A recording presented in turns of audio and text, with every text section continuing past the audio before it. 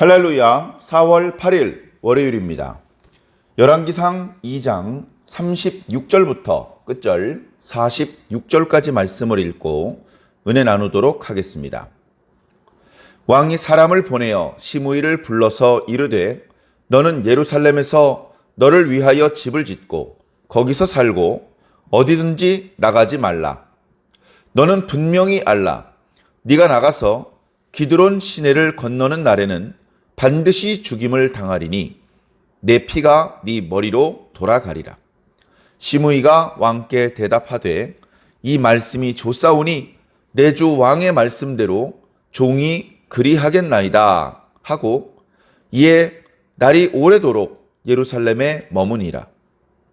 3년 후에 시므이의 두 종이 가드왕 마아가의 아들 아기스에게로 도망하여 간지라. 어떤 사람이 시므이에게 말하여 이르되 당신의 종이 가드에 있나이다. 시므이가 그 종을 찾으려고 일어나 그의 나귀에 안장을 지우고 가드로 가서 아기스에게 나아가 그의 종을 가드에서 데려왔더니 시므이가 예루살렘에서부터 가드에 갔다가 돌아온 일을 어떤 사람이 솔로몬에게 말한지라. 왕이 사람을 보내어 시므이를 불러서 이르되 내가 너에게 여호와를 두고 맹세하게 하고 경고하여 이르기를 너는 분명히 알라. 네가 밖으로 나가서 어디든지 가는 날에는 죽임을 당하리라 하지 아니하였느냐. 너도 내게 말하기를 내가 들은 말씀이 좋으니이다 하였거늘 네가 어찌하여 여호와를 두고 한 맹세와 내가 네게 이른 명령을 지키지 아니하였느냐. 왕이 또 시므이에게 이르되 네가 네 마음으로 아는 모든 악 곧 내 아버지에게 행한 바를 네가 스스로 아나니 여호와께서 네 악을 네 머리로 돌려 보내시느니라. 그러나 솔로몬 왕은 복을 받고 다윗의 왕위는 영원히 여호와 앞에서 견고히 서리라 하고 여호야다의 아들 브나야에게 명령하매 그가 나가서 시므이를 치니 그가 죽으니라. 이에 나라가 솔로몬의 손에 견고하여 지니라. 아멘. 계속해서 오늘 말씀까지 솔로몬이 왕이 된 이후에 그 시작을 하나님의 말씀을 추상같이 세우고 하나님께서 주신 율법의 말씀뿐 아니라 자신의 부친에게 주셨던 다윗 언약의 말씀에 근거하여 다윗과 솔로몬의 왕조를 견고히 하고 위협이 되는 또는 과거에 조금이라도 위협스러운 모습을 보였던 그런 존재들을 하나하나 제거해 나가면서 실질적으로도 위협을 제거하고 또 어떤 그 심리적으로도 또는 영적으로도 나라를 안정시키며 불안 요소를 제거하고 국민들이 마음 놓고 오직 솔로몬에게만 집중하고 솔로몬을 사랑하며 솔로몬에게 지지를 보낼 수 있는 솔로몬은 불필요한 반역에 대한 근심과 걱정을 할 필요가 없이 하나님께서 주신 기회, 은사 이런 것들을 최대한 활용해서 백성들을 돌보고 나라를 부강하게 만들 수 있는 그런 기반을 만드는 과정입니다. 우리는 그동안 아도니아가 죽고 또 아비아달이 쫓겨나고 또 요압이 죽는 것을 보았습니다. 뿐만 아니라 오늘 시므이가 죽었습니다. 시므이는 무엇을 하였습니까? 시므이는 무슨 아도나이의 반역에 가담한 사람은 아닙니다. 군사령관이거나 대제상처럼 또 중요한 역할을 맡고 있는 사람도 아닙니다. 그러나 그 사람은 바후림 사람으로서 베냐민 지파에 속하였고 사울을 지지하는 사람이었습니다. 그래서 압살롬의 반역이 일어나서 다윗이 급히 도망가야 할 때에 쫓아오면서 흙먼지를 뿌려대면서 저주하고 욕을 했습니다. 물론 대세가 다시 다윗에게 기울어서 다윗이 예루살렘으로 돌아오는 길에는 그가 달려와 엎드려 굴복을 하고 자신의 잘못을 용서해달라고 말했으며 다윗이 그때 용서했죠. 다른 신하들이 죽이려고 할 때에도 다윗은 신하들을 말렸고 내가 내 생전에 너를 죽이지 않겠다 약속을 해주었습니다. 그 이후에 그 시므이의 존재는 별로 드러나지 않습니다. 그가 아직도 정신을 못 차리고 다윗을 욕하고 돌아다닌다더라 그런 기록은 없습니다. 그러나 다윗이 하나님의 이름을 생각해서 그를 직접 죽이지는 않았지만 그러나 다윗의 마음속에 큰 상처를 주었고 그리고 그의 말대로라면 다윗 언약은 하나님께서 잘못 말씀하신 것이며 모든 하나님의 율법과 언약이 뒤틀리는 거예요. 다시 말해서 시므이는 단순히 다윗 한 사람의 심기를 불편하게 한 것이 아니라 하나님의 언약의 말씀을 부정하는, 하나님께서 그렇게 하시면 안 되는데 지금 그렇게 하신 거다고 하나님의 언행을 부정하며 책망하는 그런 말을 한 사람입니다. 따라서 그의 잘못을 묵과하고 방임한다면 그의 행동이 그렇게 나쁜 행동이 아니라고 그렇게 그를 두둔하는 꼴이 되는 것이죠. 그것은 하나님의 특별한 사랑과 은혜 가운데 왕이 되었고 그리고 그 은혜 가운데 또 그의 아들이 왕이 된 이 상황 속에서 있을 수 없는 일입니다. 다윗은 죽기 전에 유언을 남기기를 그의 잘못을 내가 죽이지는 않았지만 절대 용서할 수 없는 잘못이다. 그를 편안하게 음부로 내려가게 하면 안 된다. 그의 흰 머리가 피투성이가 된 채 음부에 내려가게 해야 된다. 악인이 죽을 때까지 큰 병, 작은 병 치레하지 않고 큰 가난함과 어려움을 겪지 않고 평안하게 자기에게 주어져 있는 수명을 다 살게 해서는 안 된다. 어떤 악인이 죄를 저지르는 것을 주저하겠느냐. 그래서 너는 지혜로운 자인즉 지혜롭게 행하여서 그를 편안하게 죽지 못하게 해라. 이제 그렇게 유훈을 남겼는데 지금 아도니아가 다윗을 섬겼던 수냄 여인 아비삭을 아내로 달라고 하는 그 일을 시작으로 아도니아와 아비아달 그리고 요압이 차례대로 쫓겨나거나 죽임을 당했고 그리고 시므이가 남겨졌는데 이 시므이는 이제 솔로몬이 불렀습니다. 왕이 부르는데 이미 대세는 기울었고 솔로몬의 지혜와 그리고 하는 일마다 형통한 것이 거스를 수 없는 그런 상황인데 사람을 보내서 시므이를 부르죠. 시므이가 달려옵니다. 왕이여 부르셨습니까? 시므이야 내 말 잘 듣거라. 예 말씀하십시오. 무슨 말씀이시든지 따르겠습니다. 그래 너 예루살렘에 집을 짓고 살아. 너 예루살렘에서 동북쪽으로 기드론 시내를 건너가서 감람산을 건너가고 베다니를 지나서 너희 동네로 가는 그 길로 나가지 마라.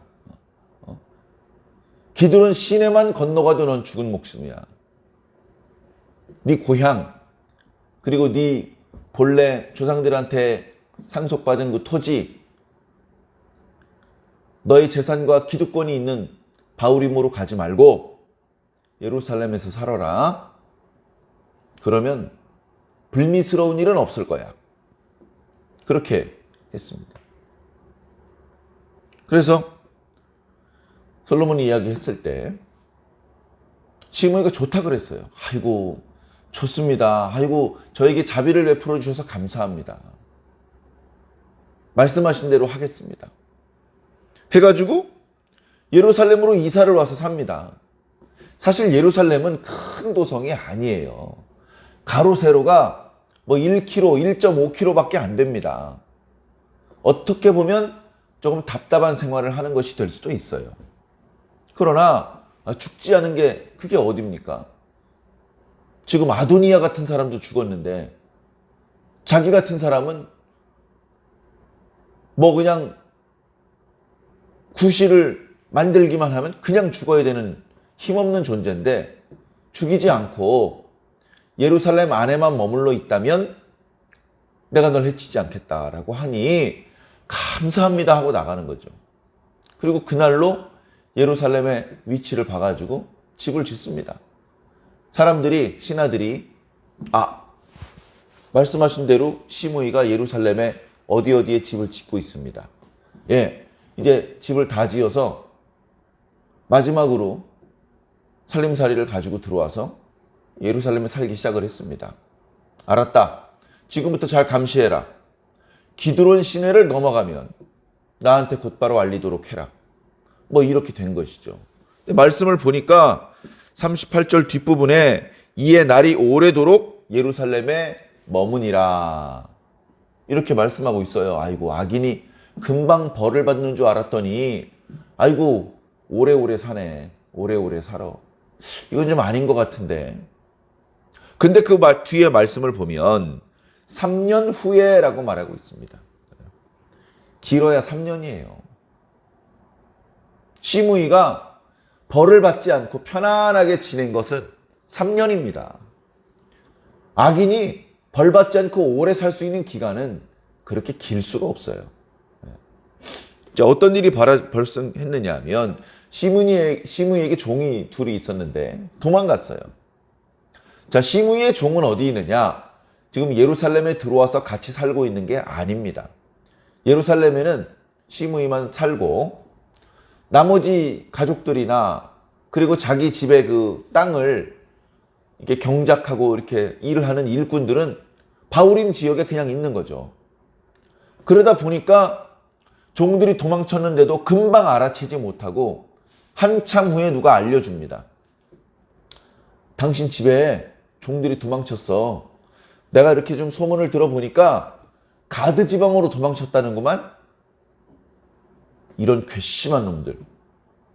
솔로몬과 이렇게 약속했던 그 약속을 잊어버리고 나귀의 안장을 지웁니다.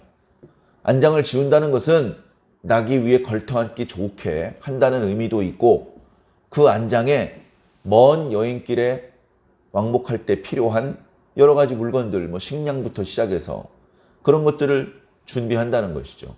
그래서 안장을 나귀의 등에 올려놓고 나귀를 타고 이제 먼 길을 갔다 오는 겁니다. 이 나귀라는 말은 간단히 말씀드려서 요즘 말로 그랜저 제네시스라고 보시면 됩니다. 당시 사람들이 누가 나귀를 타요? 나귀가 얼마나 비싼 건데 나귀 몇 마리 되지도 않습니다. 왕이 평화시에 타고 다니는 게 나귀였어요. 그런 것들을 어렵지 않게 준비를 해가지고 그걸 타고 가도로 갑니다. 어떻게 수소문을 했는지 종들을 찾았어요.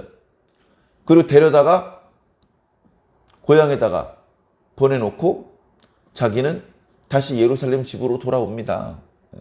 그러니까 어떻게 보면 이 시므이는 애초에 도망을 칠 생각이 없어요. 또는 반역을 저지를 생각도 없어요. 기드론 시내를 건너가지도 않았어요. 그 반대 방향으로 간 거예요. 그리고 그 도망간 종을 되찾는 일, 그게 마무리되자마자 예루살렘에 있는 자기 집으로 얼른 돌아갔어요. 근본적으로 솔로몬 왕과의 약속을 깨트릴 생각은 없었어요. 반역을 저지를 생각은 더더 없었어요. 자, 그러나 예루살렘을 떠나지 말라는 그 솔로몬 왕과의 약속, 그리고 뒤에 나타나는 말씀처럼 하나님 앞에서의 맹세를 지키지 못한 것이죠. 만약에 이 문제를 그나마 가장 합리적으로 해결할 수 있으려면 솔로몬 왕에게 먼저 보고를 해야 됩니다. 이런 일이 발생됐는데 제가 잠시 나가서 종을 데려와도 되겠습니까? 안 된다라고 하신다면 다른 사람에게 부탁해서 네가 와서 좀 찾아와라. 본인은 나가면 안 되는 거였죠. 그럼에도 불구하고 아무런 상의 없이 잠깐인데 뭐 그런 아니란 생각을 했던 것 같습니다. 자, 그 결과 시므이가 가드 지방에 갔다 온 것이 왕에게 알려졌습니다. 왕이 사람을 보내서 시므이를 불러옵니다. 그리고서 책망을 하죠. 내가 너에게 여호와를 두고 맹세하게 하고 경고하여 이르기를 너는 분명히 알라. 네가 밖으로 나가서 어디든지 가는 날에는 죽임을 당하리라 하지 아니하였느냐. 너도 내게 말하기를 내가 들은 말씀이 좋습니다 라고 하지 않았느냐. 그런데 어찌하여 하나님을 두고 한 맹세와 내가 너에게 이른 명령을 지키지 아니하였느냐. 꼼짝없이 죽어야 됩니다. 자, 그런데 중요한 것은 그 뒤에 나와요. 단순히 네가 내 명령을 어겼으니 약속대로 난 널 죽이겠다.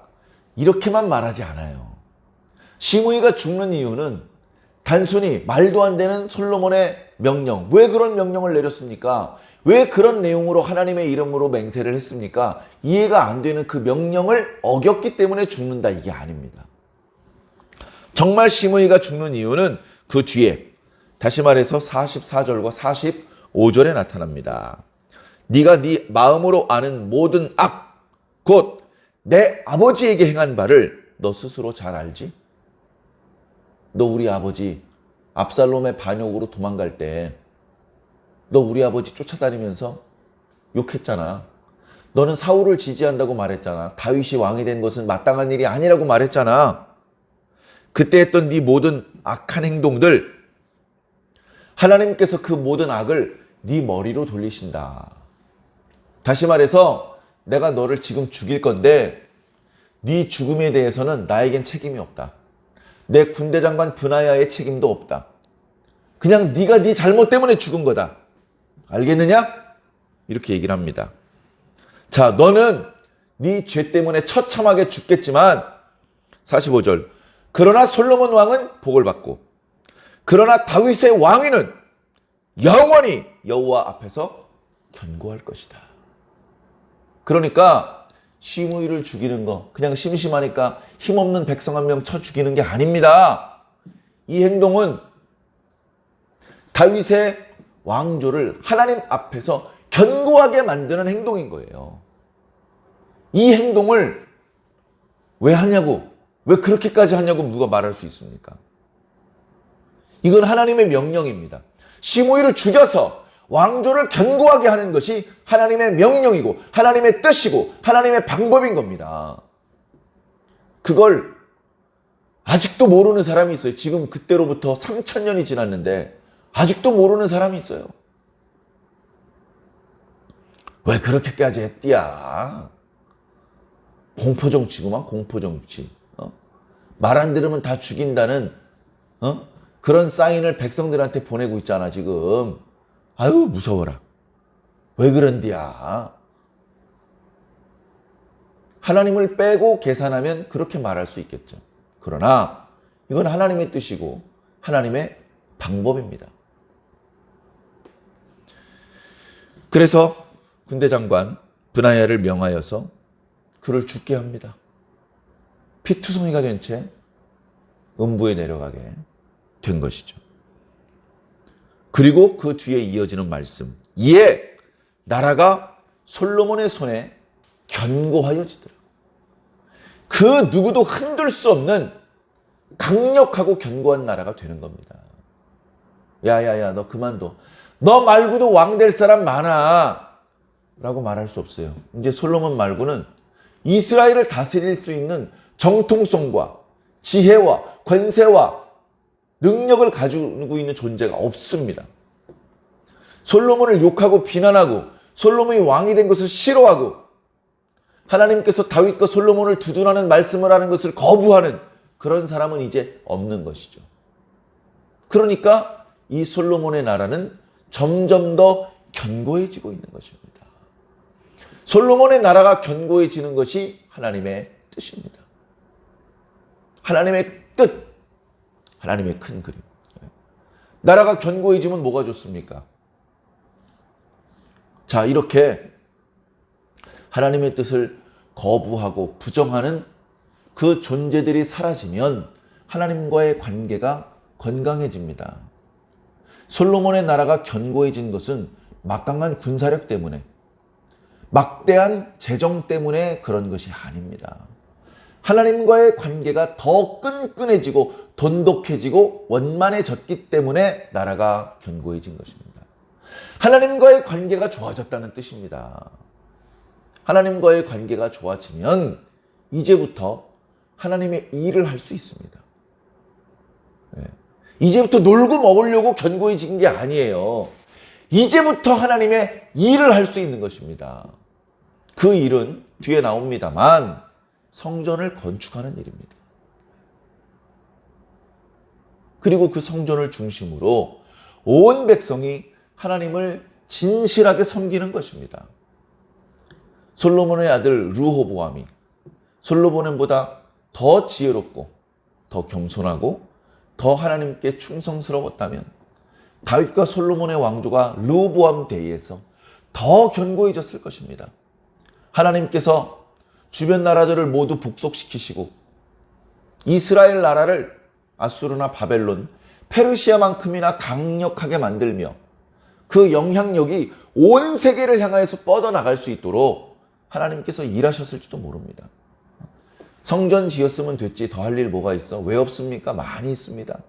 그런데 거기서 방심했기 때문에 더 이상 하나님의 일을 해나가지도 못하고 나라가 견고하지도 못하고 하나님과의 관계가 계속해서 좋은 관계로 남겨지지도 못한 채 조금씩 허물어지기 시작했던 것입니다. 말씀을 통해서 주시는 교훈이 적지 않습니다. 오늘 저와 여러분들은 이 말씀을 통해서 어떤 교훈을 얻어야겠습니까? 우리들이 추상같이 세워야 되는 하나님의 말씀은 무엇입니까? 우리는 먼저 하나님과의 관계를 좋게 하고 그리고 하나님의 복을 누리면서 또한 하나님의 일을 해야 되는데 우리가 받아야 될 복은 무엇이며 우리가 해야 될 일은 무엇입니까? 우리 교회 공동체가 해야 될 일 그리고 우리 개개인이 해야 될 일이 조금씩 다를 수 있겠습니다만은 중요한 것은 먼저 하나님의 말씀을 추상같이 세워야 된다는 것입니다. 가을 서리를 추상이라고 그러죠. 겨울철에 영하 10도, 20도로 떨어져도 별로 놀라지 않습니다. 그러나 가을에 날씨가 그럭저럭 선선하다가 갑자기 서리빨이 내리면 맵다, 춥다, 그 춥네 하면서 사람들이 깜짝 놀랍니다. 정신을 번쩍 차리는 것이죠. 온도계의 기온은 이제 잠깐 영하로 떨어졌다가 낮이 되면 다시 영상으로 올라오는 수준인데도 불구하고 사람들이 무서워합니다. 가을 서리빨 무서워. 화분들 다 죽었어. 이런 얘기를 하는 것처럼 하나님의 말씀을 그렇게 추상같이 세워야 됩니다. 물에 술 탄 듯 술에 물 탄 듯 물렁하게 신앙을 해서 어찌 복을 받을 수 있겠습니까? 우리의 다소 물렁해진 그런 부분이 있다면 스스로 돌이키시고 하나님의 말씀을 기준으로 반듯하게 세워서 하나님을 기쁘시게 할 수 있는 저와 여러분들이 꼭 되기를 예수님 이름으로 간절히 축원합니다.